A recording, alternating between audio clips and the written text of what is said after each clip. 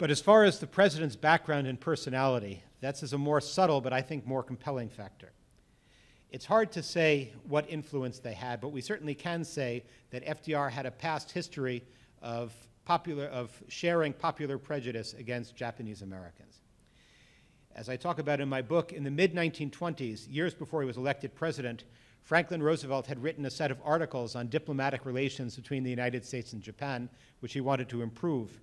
But he publicly insisted that Japanese were unassimilable into American society, and he justified discriminatory laws on the West Coast that prevented Japanese immigrants from buying property or marrying whites or becoming citizens on the ground that this protected the racial purity of white Americans against intermarriage. I'm quoting him. I'll have to give you my best FDR. This is from his article in Asia magazine in 1923.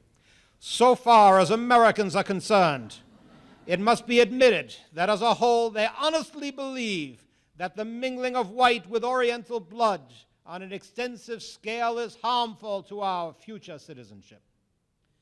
So while it's not clear how much he continued this, through the period of the war, he was in correspondence with Alice Hrdlicka, the chief anthropologist at the Smithsonian Institution, about Japanese skulls. He and Hrdlicka agreed that the reason that Japanese people were biologically so aggressive and evil was that their skulls were less developed evolutionally than the skulls of other groups. And he was thinking about intermarriage in order to dilute this awful Japanese aggressive tendency.